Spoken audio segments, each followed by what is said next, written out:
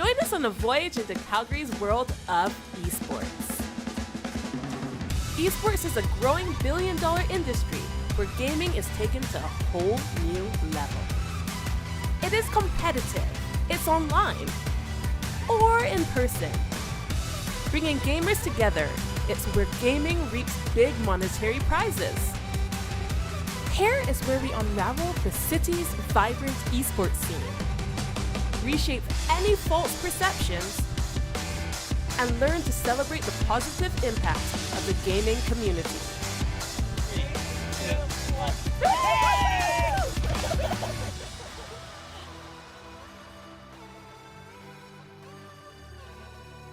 Let's make it a total eclipse.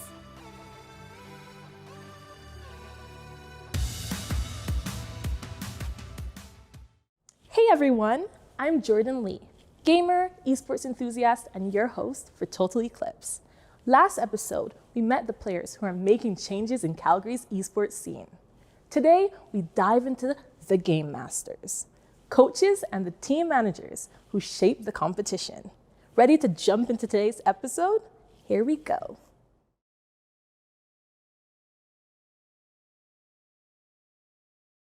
Hi, my name is Riley Zimmer. I am a third-year electrical engineering student, and I am just beginning my career as an esports coach at the University of Calgary. Can you tell us what the role of an esports coach is? So with my role in this upcoming season is I'm gonna build a team with players interested in playing competitive Valorant for the University of Calgary.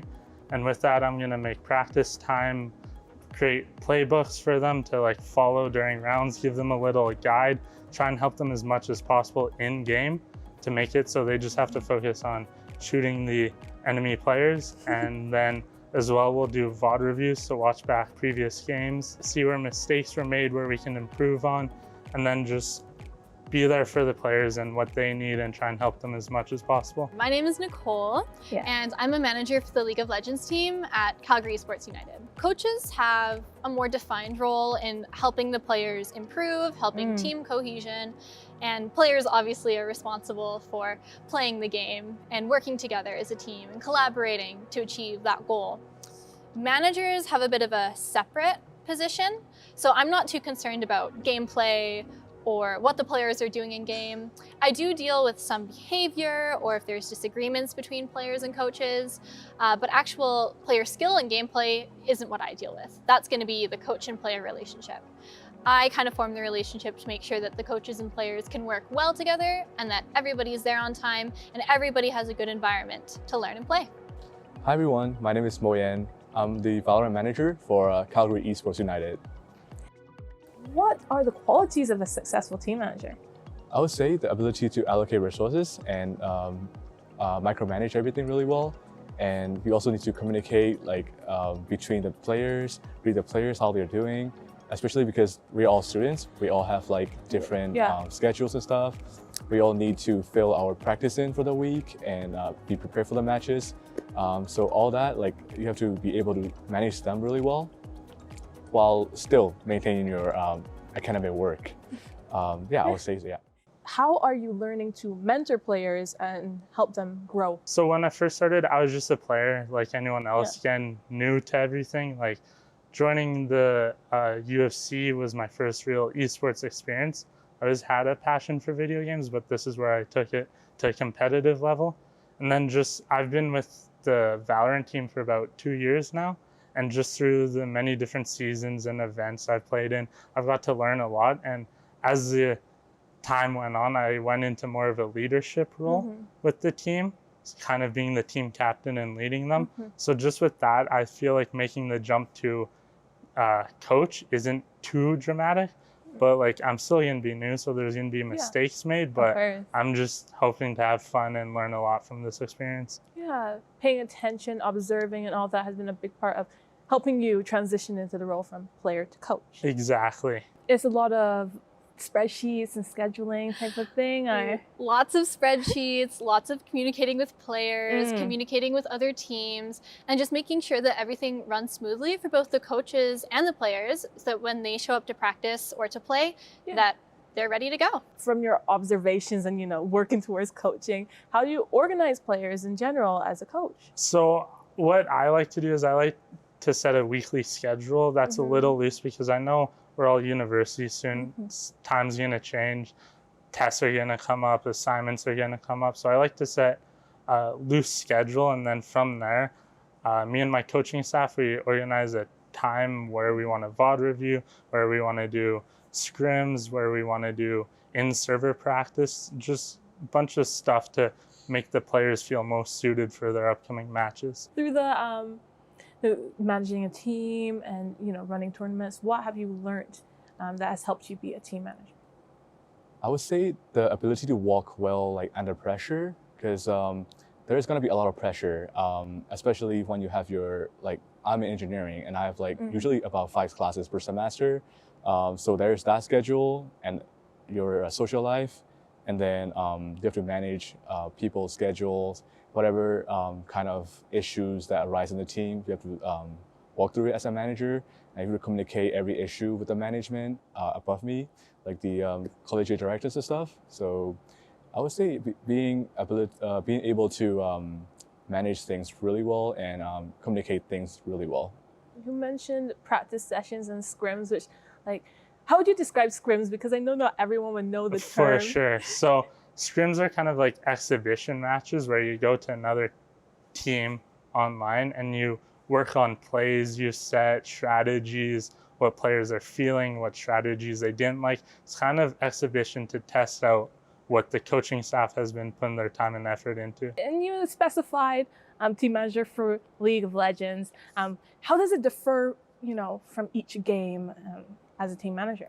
Yeah, so honestly, the roles are going to be pretty similar between League and Valorant, but it just depends on the tournaments, basically the leagues that you're playing in, because some of the formats will differ. So the way you're communicating with teams, the consideration for game time or what the players need will all differ between the games. But honestly, the skills do translate between the games quite well. I keep hearing about lots of interaction with people. I was wondering how you, balance the personalities in your team. We have people from different backgrounds. People have different personalities, but one thing I find really interesting is that gamers usually have a pretty introverted and personality, and they tend to get along really well. So it's a lot easier to manage, I would say. Sometimes between players and coaches, you manage conflicts. How do you handle those conflicts? Yeah, so that's been a really big learning process for me because honestly, it's not like I was hired for a specific job. I kind of created this job myself, and we want to have lots of balance between conflicts and making sure that we're working together to solve them. It's not some sort of hierarchy. So there's been a lot of difficulties kind of creating policies, trial and errors to see what works for players to keep them, coaches, and me accountable. So yeah, we've definitely had our challenges with conflicts, but I think open communication, having direct guidelines that people can follow, that's been, really good to establish within our club.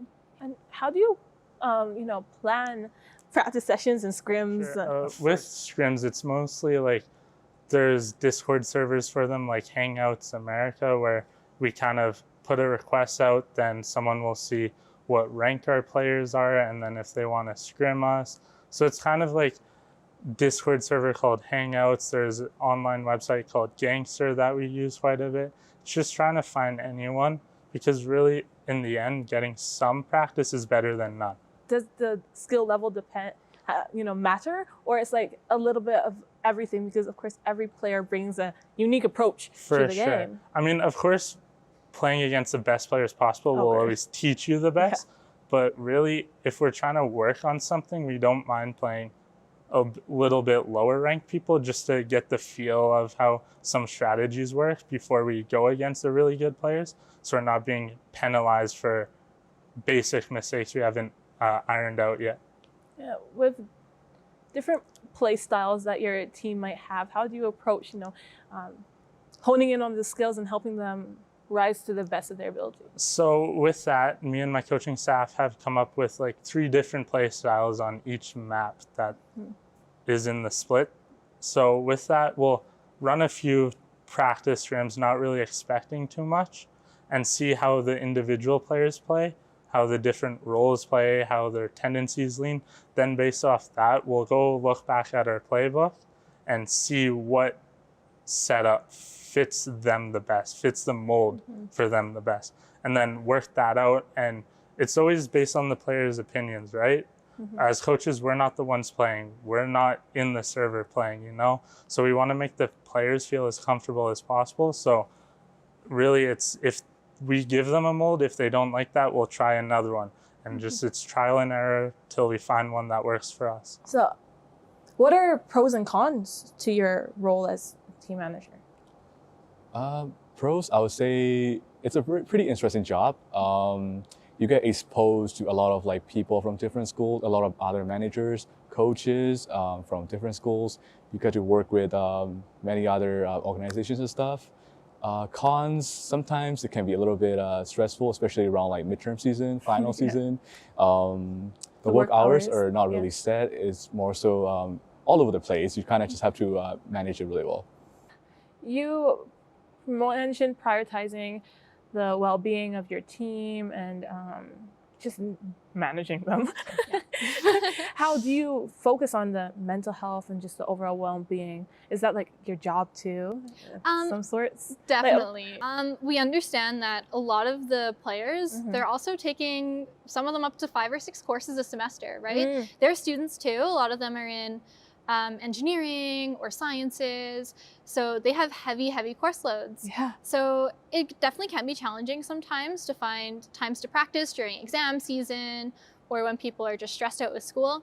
So we really try to prioritize talking with our team, ensuring that our scheduling works for them, setting expectations so that we're practicing at least once a week, but that we can find time that works for everybody, that we can give them lots of notice, that they're able to plan their education, their work, and their other commitments around that. I guess we're a player-centered club. We focus on the well-being of the players because without them, we wouldn't have these teams. So recognizing that their first commitment is likely going to be school or work is really important for us, right? They're not paid. This is like an unpaid position on a team. So it's really important that we understand that and we can help them balance their life. You carry empathy and like understanding when you're in this role, that you're not just one-track minded of we got to get this done, but like people have lives, and that's an important aspect to keep in mind. So just with school, you know, stressful time, especially university student. So just with that, I try and give them as lenient as possible while still being strict, because like we still need to practice and whatnot. But sometimes I'll talk to players like one-on-one and be like, hey, how you doing? Are you feeling burnt out a little bit? Like, what can I do to help you, you know?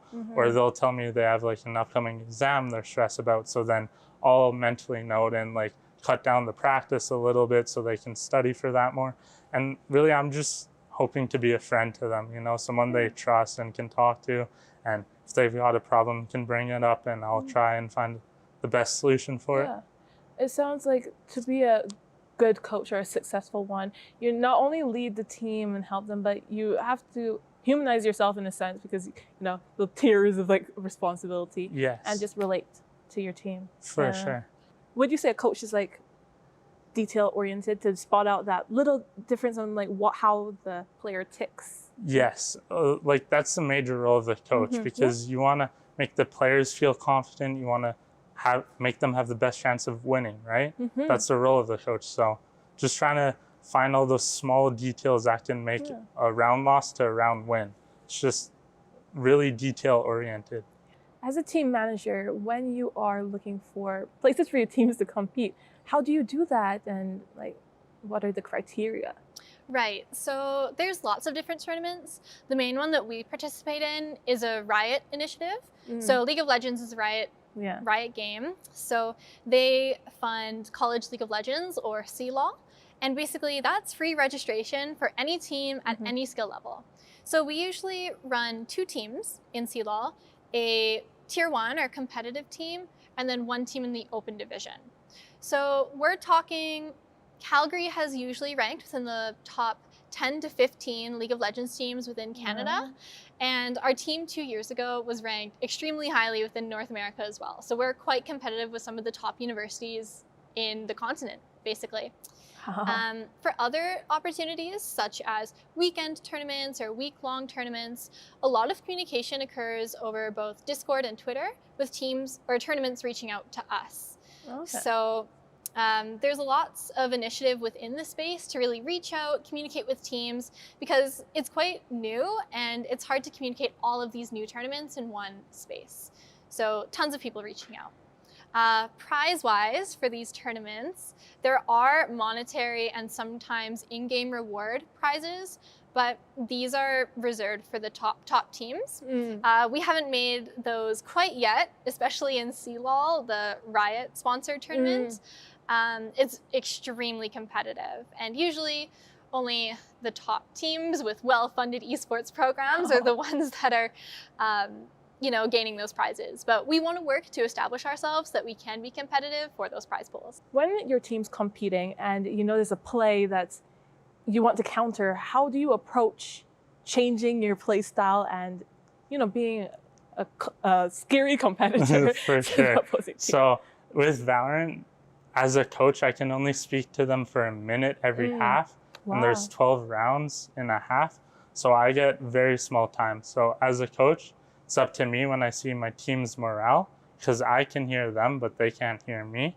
So I have to note their morale. If I start seeing it go down, I'll call a timeout, try and bring them up, try and introduce new ideas to the in-game leader, as we call them, who's kind of micro-controlling everyone during the round. So I'll try and bring new ideas to him, because once he starts feeling stuck, that's when our team starts going down. So it's just trying to bring new ideas during that 1 minute timeout, it's called.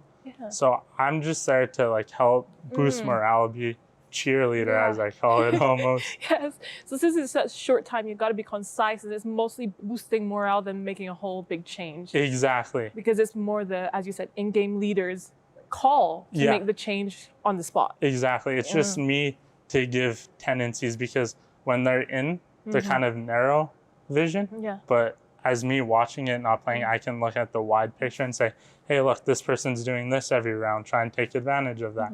It's just giving new ideas. As a coach, you give many ideas for when they're actually competing. Yes. So that, because you can't tell them on the spot. Exactly. You just have to prepare in advance, pre-plan. Yeah, that's what it is, pre-plan for everything. Oh, wow. Oh, that's a lot. Yeah. When you're planning in advance as a coach and changes happen on the spot that you don't know, how do you prepare your players for any random changes that might jar them? So that's what scrims are mainly for. We play a bunch of different teams, try and see as many team compositions as possible to know how to play against them and prevent weaknesses in our strategy against certain team comps. Also, watching tier 1 gameplay is another good, because typically most teams at our level try and follow the tier 1 mold, but shape it a little bit to themselves. So switch out one character for another, stuff like that. So it's just kind of going down to the basic, what that agent does, what they excel at, what their weaknesses are, and just kind of drilling that into our players' minds. So then if a random character appears on a map, they're like, oh, this character is good for this, and just know how to play around it. From what I know, not only from scrims, but also you observe the other team that you're going against. You watch their videos, their past games, and that's how you learn what they usually do to counter it. It's trying to find as much counter plays as possible to give you the greatest advantage in the end. And then on both sides to try to be unexpected. Exactly. What does it take to become an esports coach? So what it takes to become an esports coach is a vast knowledge of the game. I have most of the abilities and agents mentally noted, so I know what their roles are, what tendencies that role typically plays. So just with that, you got to know how each role is supposed to play and how you can best implement it on each different map to give your team the best success at winning. So it's the game through and through. Yeah, you could think about it like a chess game. That's what I tell everyone. You have to know enough knowledge about the game to be able to move your pawns in a certain position, or your queens, kings, and know where's a good sacrifice and where's a bad sacrifice. With your players and always trying to reach their best potential, how do you integrate their feedback into your coaching? Well, I'm always open to feedback, especially since this is going to be my first year. You know, feedback's going to be really important for me because like I'll always try and do what's best for the players, but sometimes I might miss something. And then if they give me feedback, I'll take note of that and try and implement it better. But like, I'm just really excited and motivated to help push this team as far as it can go. So you would say as a coach, you should be mindful of what your team needs and listen to their needs rather than get in your head of command them this way or that way. Exactly. Yeah. Like I said, try and be more of a friend than a lead. I love that. There's always changes happening in video games, like new characters, new metas. Metas. How do you keep up with the trends and everything that goes on in those games? So just with the limited time we have, just because we are students, I take majority of my inspiration from the tier 1 teams. So to put it in perspective, I'd say we're a minor hockey league team, and I look at the NHL teams, but for Valorant, of course, right? So like the tier 1 teams, and I see what they're doing and what they're introducing and lineups, setups, and then I take note of that, and then I see what we have and like what mold our team's playing right now and how we can best implement that into the mold without breaking it. Because the key is the mold for the players, and you want to try and add some stuff, but once you break it, then it's kind of lost, right? So and by you're talking about mold, you're like their specific way they play, but you want to incorporate the higher level players' habits and play styles so that they could find a way to hybridize it for themselves. Yes, exactly. Get better. I understand. How is it being a gamer in esports and a female team manager? Definitely being a woman in just gaming in general can come with its challenges. I feel like in-game is probably where you get the worst. And I think that drives a lot of women away from esports and clubs in general. However, the experience for me at Calgary eSports United has been amazing. Everybody's been extremely welcoming, very respectful, and there's lots of women in our club, and I'm glad that we can be a part of that to welcome more women into helping in the sport.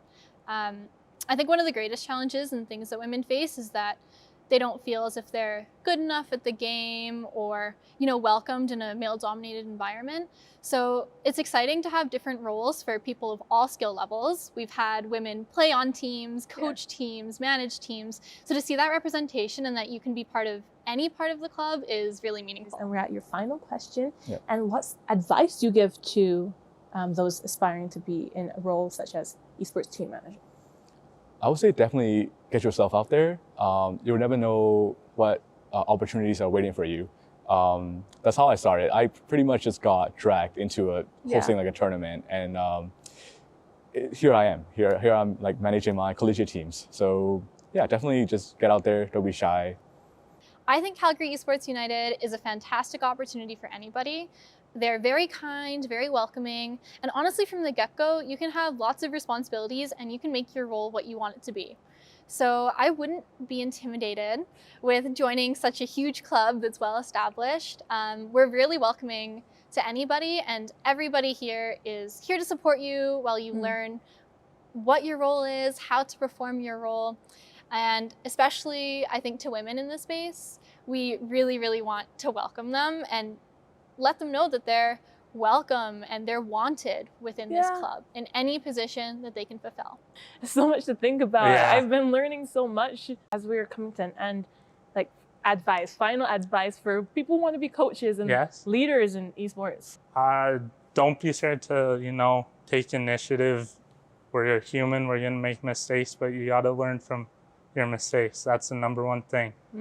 And take feedback as much as possible and always be open to hearing others' opinions and learning as much as possible, because in the end, I have a passion for Valorant, so I'm putting my passion forward, and if you have enough passion, it will take you pretty much anywhere.